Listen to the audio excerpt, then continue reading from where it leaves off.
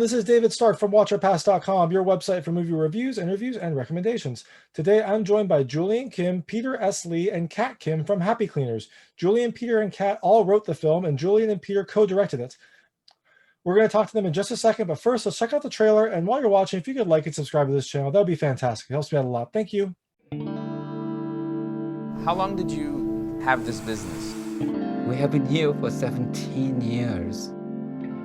다음 달에는 좀 나아지겠지. 누가 우리 편을 들어주니? 아무도 우리 편 안 들어줘. It's not my fault you live like this! 너 엄마 아빠가 어떻게 살았는지 네가 알아? What am I gonna leave behind? I inherited all this debt and struggle from my parents because their American dream fell apart. Are you gonna work like this forever?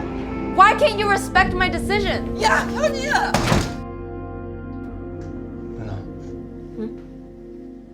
You ever wonder if her family's blessed or cursed? And this is our story, couldn't decide for me. But I'm not living wondering, yo man, if I only I'm gonna make it here cause my mama deserve it. She tried to make my life perfect with some laundry detergent. It's just the fate of being children of immigrants. And it's even embedded in our ethnicity, in a form of a hyphen.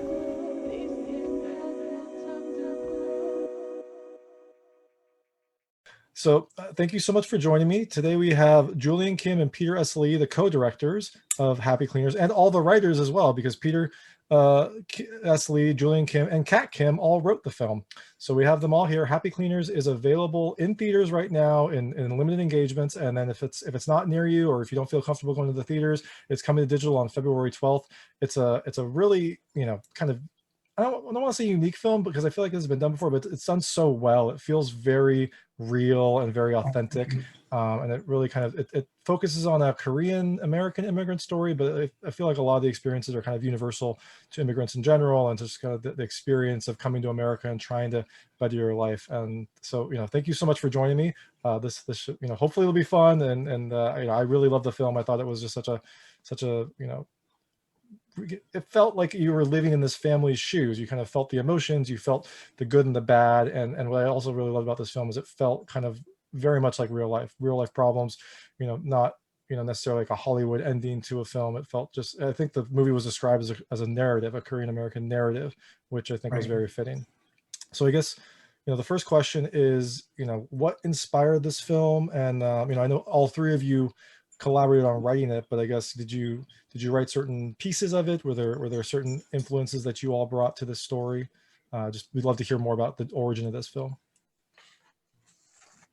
Anyone can start, or I can call if anyone feels inspired. I guess I'll start. So yeah, the film was in the works for a long time. Peter and I kind of worked on exploring kind of like our place in this, I guess, in this country, but more so of like ourselves, kind of like finding out who we are, and why are we here? And in part of that journey, we kind of looked into our hometown, Flushing, and when you kind of explore that, you kind of see like the kind of experiences that entails in our neighborhood, and you see the eclectic, very gritty kind of, not gritty, like full of grit kind of mentality with that kind of blue collar immigrant families. And we were like kind of shoulder to shoulder with these people, and we kind of had the same experiences. So when we wanted to work on this film, Happy Cleaners, we kind of set apart, like, let's try to explore that a bit more. And, and we always say this has been like a collective experience and a collective story of kind of like our experiences that way. And then Kat came on board to give a different perspective, because what Peter and I had, is one thing, but having Kat give another layer to the writing, which really, I think, enhanced the whole story and gave a new dimension almost. So that was part of it. So Peter, Kat, anything you want to add? No, I think you hit it right on the head. Not really. Almost. It's hard because it's such a deep, significant question, and it has a significant answer. So I think Julian gave a very good round, high level approach. I also wanted to add that there was some kismet with how we were motivated to write this story, because, you know, Julian was saying that we all grew up in this town called Flushing, Queens. And while we didn't really cross paths as much, we learned later on we actually did. And we all kind of grew up in the same church, but at like different times. And we grew up in the same neighborhoods, but at different times. So while we didn't like, you know, bump into each other as frequently when we were children, we kind of did in some ways. And that's why we can all say that we had similar environments, similar stories, and similar kind of, you know, the lens of which we looked at our town. And that's why it was great that we were aligned to write the story together. It was almost kismet. So I wanted to add that part. Yeah, definitely. And I think, you know, the combination of all your experiences is kind of what makes this film feel so real. And it has so many, you know, dimensions. I think Yeena, I was asking Yeena, and she said that, you know, the conversations between her mom and her in the film felt very, you know, kind of realistic conversations that she either has had or kind of imagined she might have. And I think she credited you, Kat, with that, just kind of helping the mother kind of come to life and kind of be this force in the family, who, you know, is pulling a lot of strings and trying to keep the family afloat and make the family better. But I think, yeah, I think that the film these characters just felt very real. They felt, you know, each of them was kind of their own standalone person with, you know, very different personalities, and they all kind of came together to form this, you know, family, you know, that you get to experience on the big screen. Right.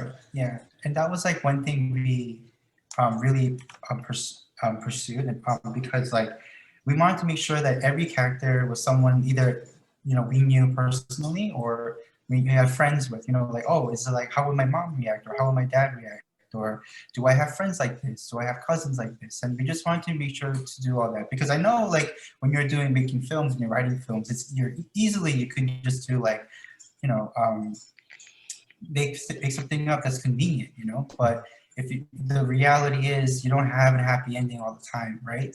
So we just wanted to make sure that when the characters go through experiences, how they reacted were something that we've experienced personally and we've witnessed personally. So yeah, authenticity in the characters was like definitely something that we always, you know, fought for and made sure that it was present in our film. Yeah.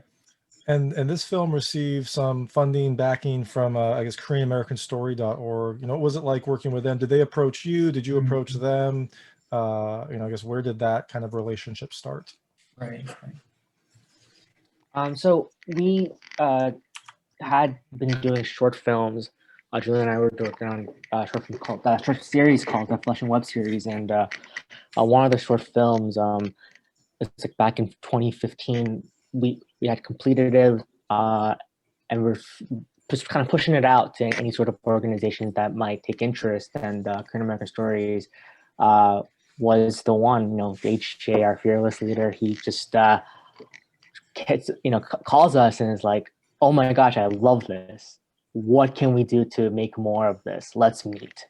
And then, you know, we got together, and then from there, another, you know, first thing we did was we produced another short film called All Taxi, and then yeah, like just it was very organic evolvement of this relationship. And just I think what it is like we just shared this common mission of just wanting to create and tell more of these authentic stories. And so, you know, KoreanAmericanStories.org, I mean, they're a fascinating organization that, you know, their mission really is to nurture talent from the community. And so it's apparent in just sort of all the works that they do. And yeah, so we're just very fortunate to have met them. And yeah, right around after we did the first short with them, we went back and said, you know what, like, we want to make a feature film. And then, you know, they were like even more excited and say, let's just do it. And then just really help, you know, just get, you know, just get us started and really run to where we are today. And so, yeah, so currently together we've accomplished a lot, I think. Yeah, no, definitely.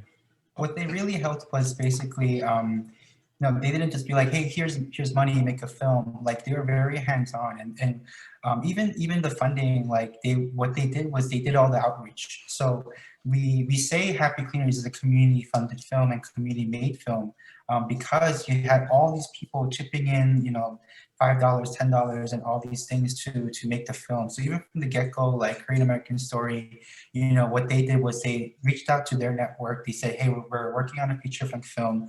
Would you be interested in, participating and funding it? And then that's what they did.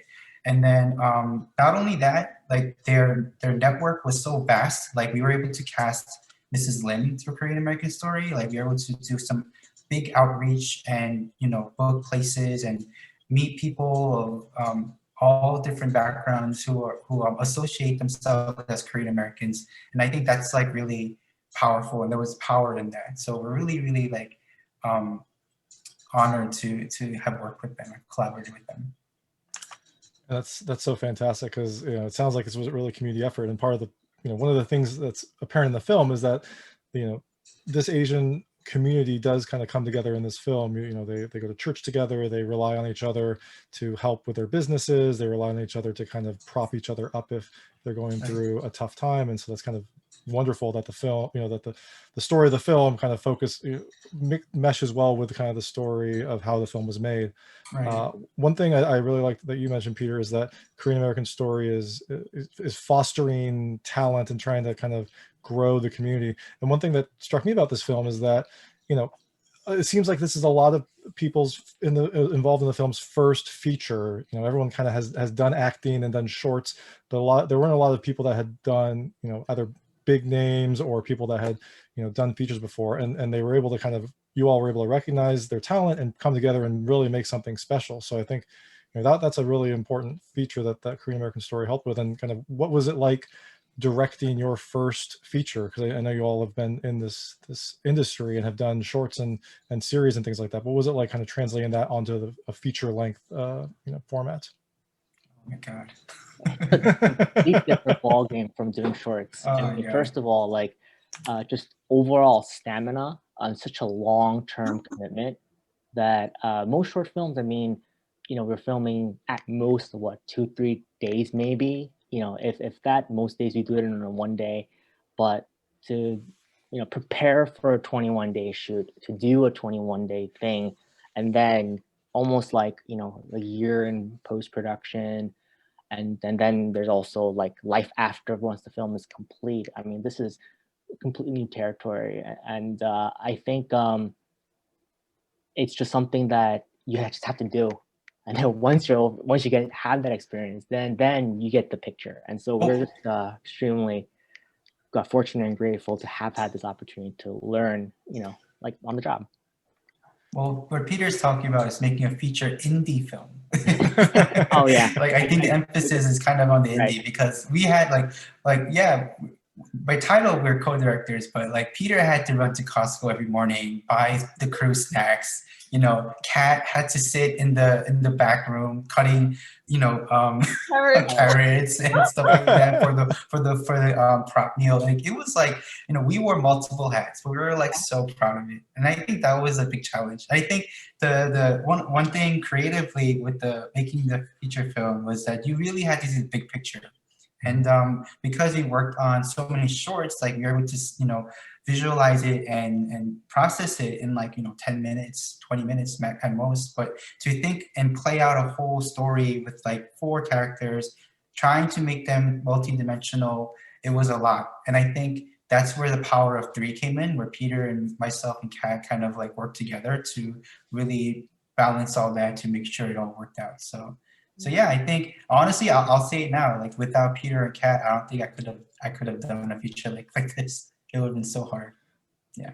And I have to add the leadership of both Julian and Peter. While they had they're more seasoned than I am, and I don't know if I don't work in TV production or editing or film like the other 2 gentlemen here. I'm actually a lawyer by trade. So for them to take me on, I was even more green. I was just burst out of the green grass, the green. So like it's a real testament to their leadership of who they are in the industry, and then to take someone on just as green, like so green, and then to add me as like one of the producers, it speaks a lot about what their leadership is like, but also their openness to kind of welcome new people into the industry, whether it be actors or new people in production, or even, you know, like they really wanted to bring on so many other people to expose them, not just to the story, but to the industry as well. So, you know, kudos to my colleagues here, you know. Yeah, that's awesome. And again, it goes to this fostering talent, because, you know, from what I've heard, the scenes that you wrote, Kat, were just amazingly, you know, easy to act No, and felt realistic. So it's all of us. It's all of us and all of our experiences. I learned from them. I'm sure they learned from us. We shared internally our like personal experiences, which made the writing so much more raw and so much more real. So it's everybody. It was like a collective effort. So yeah, it also seems like, you know, to your point about an indie feature, it feels like the work was not, you know, linear. It was kind of exponential with the amount of time and the amount of you know, effort required to kind of keep the story. But, you know, I think you read the review. I think you did a fantastic job, because the story kind of kept moving along and it felt like you were getting new insights, but there were these common threads throughout.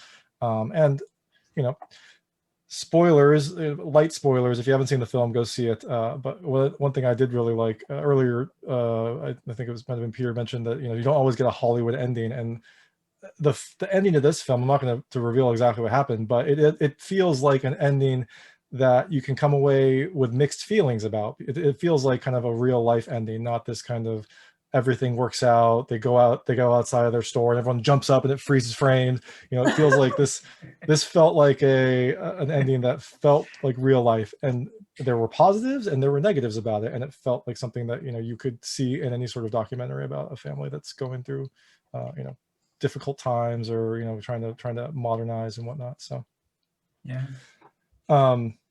So another thing that I think helped in this film, and just from talking to them, it sounds like, you know, maybe they might have been easy to work with, but I'm interested to hear the inside story. You know, the cast seemed like they got along amazingly well, and really kind of personified these roles very quickly, and did it, you know, very professionally and easily. So what was it like working with them? I know that Peter and Julian, you'd worked with Charles with Yoon and them before in the Taxi movie. So what was it like kind of working in this larger role and with this new family?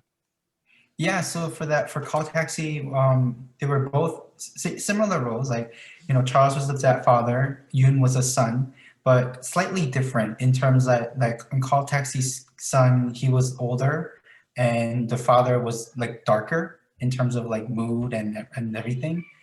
So going in when we started writing this film, like because we knew Charles so like kind of well, like, you know, and the personality, we was like, we just said let's bake it into the character that he is, and see if that works. So the father, Mr. Choi in Happy Cleaners, is kind of like, you know, I'd say a little brighter than the father in Call Taxi, and that's just because Charles is such a bright person. You know, David, you spoke with him. Like, yeah. He's like, you know, this very positive guy, and you know, yeah, and on set, like, he brings this kind of energy and this love and care that really like makes the set really work together. And to me, he's like my second father. He's like my unofficial dad. And if it was my wish, I would cast him to my dad in every movie. but if he wants to play, but I think know, Charles like, wants a different role now. I know he does. He was like, anything but a dad, please. But yeah, and I think like from that get-go, like once we had, you know, Charles and Yoon in place, it was a matter of fact of casting Mom and Honey. And Mrs. Lim, we found through Korean American Story, because they just kind of had a larger network and they connected us, and we had like dinner, and we said, could you play the role? And she was like, okay. And she was like kind of thrilled, but then we didn't do auditions for her. We didn't know her acting. So it was kind of like a shot in the dark. But once we actually put her and we all kind of had this audition process for Honey, because they all came on board and they all auditioned, helped audition for Honey, kind of bouncing back lines and reading lines for them. and which was like phenomenal. Like we were like blown away. It's like, oh my God, like how can she embody the mom so well? And then later she says, yeah, I could do that because I lived it for like the past 30 years, 40 years. So we're like, okay. And I think they just had this like very genuine chemistry, but more than anything, this love for the making of the film. And I think they really like were respectful of the process. They were very like honored to be part of it and humbled. And we were humbled that, you know, they were thrilled to be our family. And yeah, like just that kind of attitude made it all kind of work together. Like not one person was like, make my scene better, or give me more lines, or don't give him or her like the better shot. They were all just like very supportive of all that. And I think it's because we all had the same mission of like, let's get the story out there and let's get the film out there for the people to watch. Definitely. And you know, one of the things that I really, you know, thought was interesting about the film, and something that I think you see a lot in immigrant stories, is it had this thread about kind of, especially with the kids, this, you know, duty versus dreams kind of push. Although, you know, you had also with the parents as well. I think everyone in the family kind of had this internal conflict or internal kind of, you know, meter of duty versus dreams. Is that something that kind of you drew on from your own experiences growing up? Did you maybe pursue your dreams in spite of you know, some guidance from parents or relatives, or I mean, I know it's a common theme in as Asian community and immigrant community in general, but is that something that kind of you touched on personally when you were making this film? Okay, great. Everyone did. No, you guys, no, Peter, I feel like I've been talking and mumbling on, so I'm just. No, it's a deep question, and I for myself, it's just, okay, think about the initial scene. No spoilers here, but the initial scene, like the mom almost like just, I don't even know how to explain. She just labels and she just like gives Kevin his destiny, which is he has to go to med school. Like obviously, it's so matter of fact she says that, but it's not that much different from what most families expect. You know, especially coming up in an immigrant family, it's, you know, the same kind of narrative, which is they immigrate here for a better life and they expect their kids to become doctors, become lawyers, and become engineers. And for me personally, that kind of label was bestowed on me honorably when I was 5. You know, when I was 5, I can't even wipe my butt correctly when I was 5. But, you know, my father just decided at 5, you have to be a lawyer. And lo and behold, that happened. But, you know, you said very, you know, you made that connection of it's a dream versus duty. And for me, I think because I've done the duty part, now I wanted to see if I can pursue a different dream. And that's when Kismet, I met Peter and Julian. And it's so trite to say, but the rest is history. I have to say it. And I haven't truly fulfilled it yet because I'm still, you know, an age and I'm still pursuing it. But at some juncture, you have to make a decision for yourself. And for them, I think for the characters, Kevin and Hyunhee, at some juncture, I think they've decided, well, did I do enough of the duty so that I can possibly pursue the dream? Or Hyunhee has a different narrative. She is, I'm okay with the duty and I'm going to continue with that duty. We don't know yet what her dream is because I don't know. But those are some kind of, you know, back and forth, the struggles that we kind of navigate through as children of immigrant parents, you know. So yeah, and I think I really liked how they both, you know, both Hyunhee and Kevin had, you know, I think they both were pursuing their dreams in different ways, but also, you know, were pursuing their duty at the same time in different ways. Some were more than others. You have to watch the movie to find out. But I did like how, you know, you had these two children that had very similar shared experiences and were kind of pursuing this next step in their lives and kind of this connection with their family in very, very different ways. And I think that that's probably, you know, something that a lot of children of immigrants and can, you know, relate to and understand. Right. One thing you know, there was one scene that when it happened in the film, it kind of felt a little off, tonally.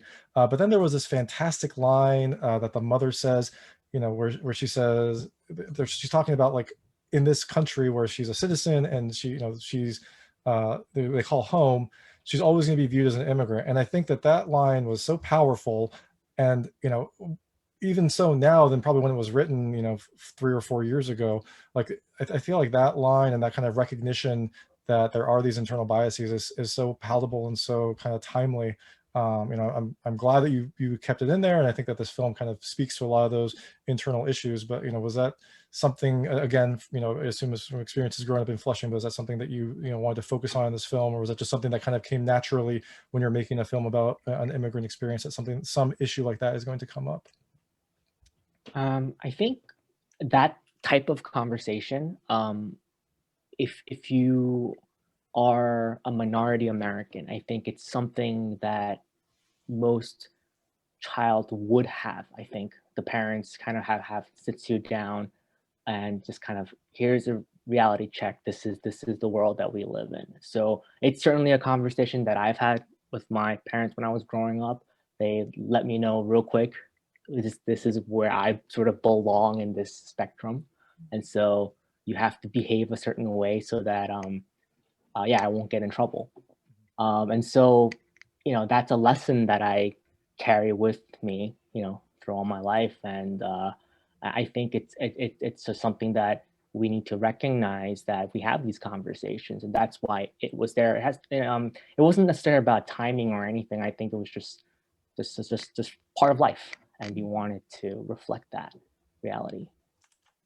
Yeah, no, definitely. And I think I just meant when I said timing, it just kind of feels like that the issue of kind of racial identity and belonging to America has come to a head in the last couple of years for reasons outside of any of our control, really. And it's but it seems like I think that I appreciated that line more now than I would have 4 years ago, 8 years ago, just because of all of the recent events that have happened. So Totally. One other thing I really love about this film and made me very sad watching it is just all the amazing food that you showcase, because I was like, I can't get any of that right now, but it all looks so good.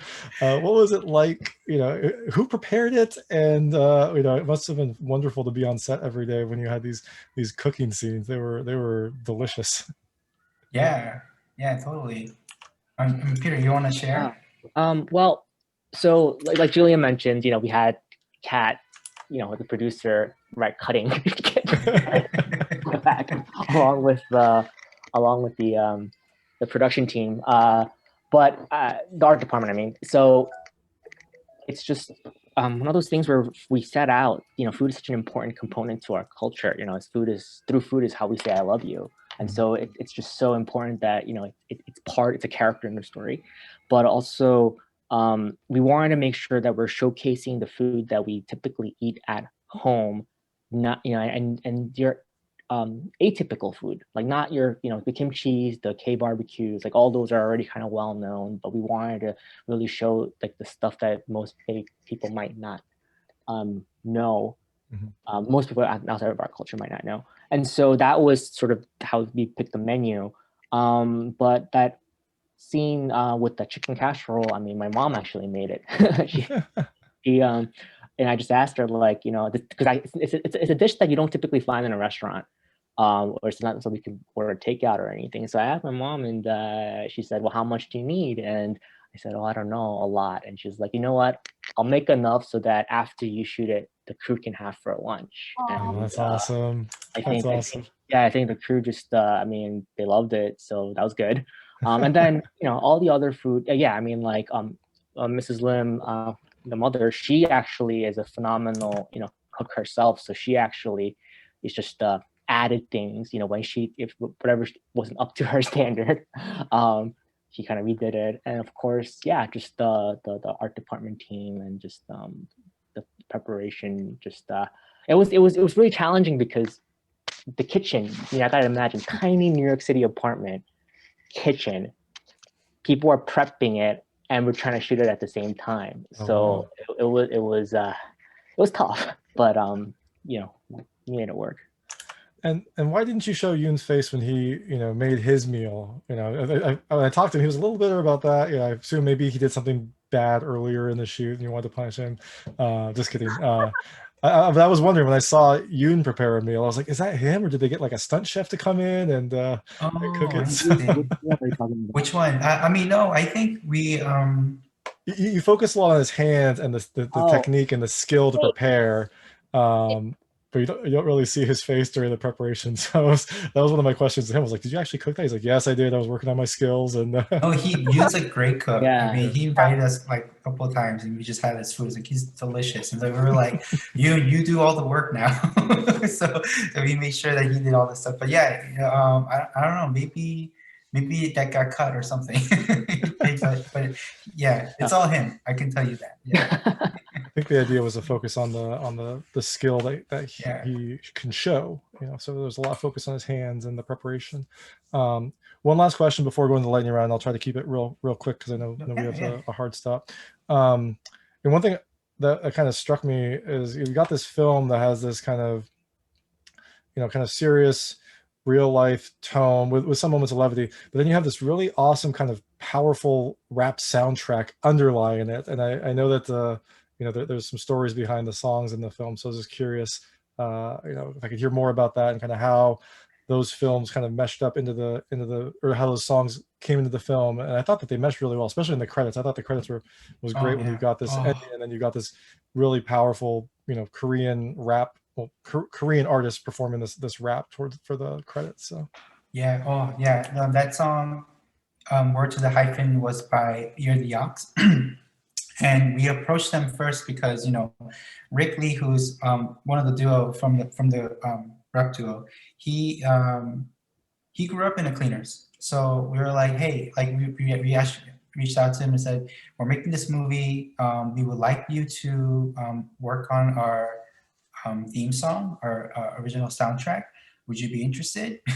And just kind of toss it to him. And then he was like, well, send me the movie. So we sent him like very rough cut of the movie. And then I think like a couple hours later, he responded, but I think very simple words. I don't remember what he said exactly, but it was like, this is so good. I'm gonna write right now. So then he wrote the song and he sent us a track like the next day or something. Wow. And then we were all like in different places. Peter was somewhere else. It was like on a Saturday or something. And I remember just running to a room, and I just like turned it on my phone and listening to it. And I was like swelling, my eyes were swelling because the lyrics were so good and the music was so good. Like I didn't expect that. I was like, I'll be honest, like hip hop, you get like a rap track, you don't know what kind of mood you're gonna get. Are you gonna get like a hardcore gangster, again, like mood? We weren't sure. But knowing Rick and knowing Ear the Ox, like we just knew that they're gonna give something like authentic and good. So let's just go with that. But the music of it was like, wow, like we were just so blown away. And then just reading the lyrics and going through. I mean, we were texting each other like in a frenzy, like, did you hear it? Did you hear it? And we're like, yeah. And then I think whatever he sent became the final song. He didn't do any other touches or anything else, and that was it. But in addition to Yox, we had Izzy, who's also a Flushing native. He's a Filipino American, and he, grew up in the neighborhood. So he was like ecstatic to see like his neighborhood on film, and he like, loved the theme. Obviously, he related to the story. So he worked on, a couple of tracks for us. He made some beats for us, and then we had Flannel Albert, who also worked on some tracks. Like he already made some tracks for us before, and we just kind of took his tracks and put it into our film. But other than the hip hop stuff, we also had a lot of like orchestral kind of music as well. We had Sharon Cha, we also had Kato Joe, we also had, who else did we have, Peter? We had a lot of artists, musical artists involved, and we're very proud of our soundtrack. And yeah, and I think just the way it was cut and the way it was placed, it all had its place, and I think we were just like so proud of it all. Yeah, definitely, and I think it all fit very well. I think the rap songs definitely kind of evoked Kevin in my mind.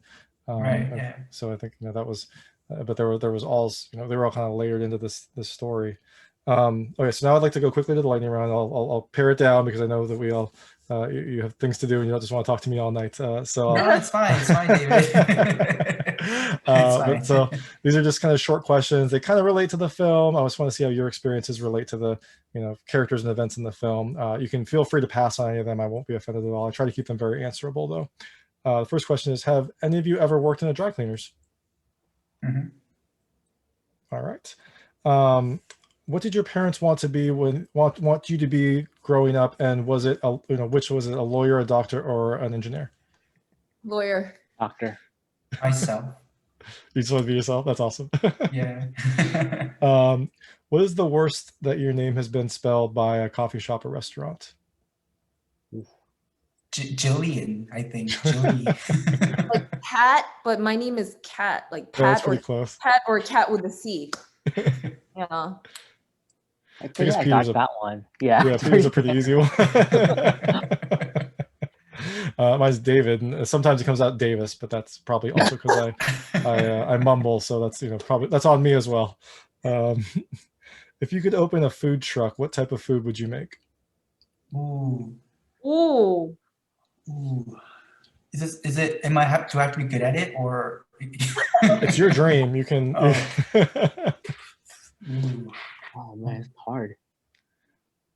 Oh, David, that's a good question. Yeah. I think so. In mine would be kind of practical and good. Like I think like a Korean taco truck is kind of a good. It tastes good. It's kind of a limited ingredient set, so you can do it every day, and then also it's something that you could come back to. But feel free to go as elaborate as you want, because there's all sorts of food trucks out there. So I think I would be a kimbap. I think I would do like sandwiches because I like things to hold on the go. Perfect. And there's a lot of taco trucks. So. Yeah, and I think I would probably end up doing some sort of fusion, just because when I open my fridge, like I get inspired by whatever ingredient happens to be there, and so it's never usually a purely Korean or purely American or purely Italian or anything. It's just something. So it might not sell. I mean, fusion's hot, or well, it was in the previous world. So I assume it will be when the world opens up again. So Kevin wanted to go to LA to kind of pursue his dream. If you could pack up and go anywhere to kind of pursue either your dream life or your dream job, where would you go? So Korea. I think LA, Hollywood. All right. Yeah. Honolulu. That's much fun. Oh yeah, that's true. Yeah, Hawaii was amazing. Yeah, Hawaii was pretty cool. That is a great answer. I haven't been in years, and I hear it's hard to get to right now, but hopefully at some point it'll be easier. So there was a line in here that I really liked, where it says the mother says, "Someday you're gonna miss your mother's cooking," and the father's like, "Yes, you will. You better learn." So do you all miss your mother's cooking or your parents' cooking? Yep. Yeah. Okay. And the last question is, have you had rice today? Oh yeah, every day. Yeah. Yeah, it's a thing. If my mom told me never have like an empty rice cooker. So it was like you always have to have rice in the rice cooker.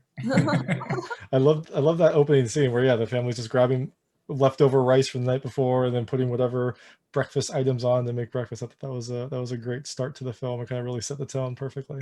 Oh, thank you, David. And so now that the film is, it's out in theaters, it's coming out on digital, I guess in a few days.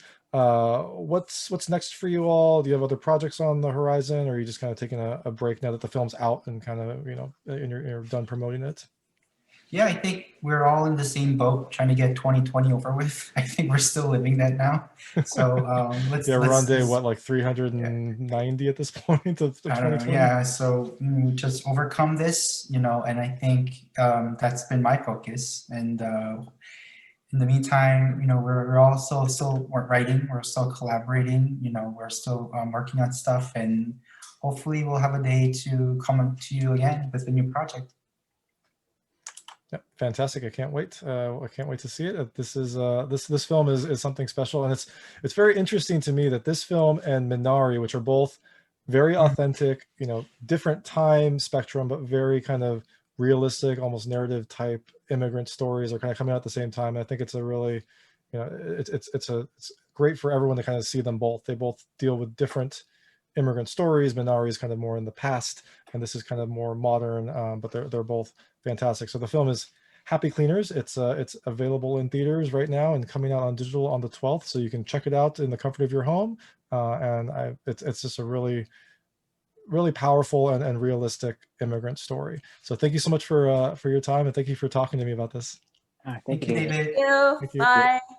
That was Julian Kim, Peter Esley, and Kat Kim from Happy Cleaners. Happy Cleaners is available in select theaters right now, but if it's not playing near you or you don't want to go to the theaters just yet, it's coming to digital on February 12th, 2021. If you like this interview, please like and subscribe to this channel. It helps me out a lot and make sure all my new interviews go straight to you. And as always, please go to watchyourpast.com for all your movie reviews, interviews, and recommendations. Thank you.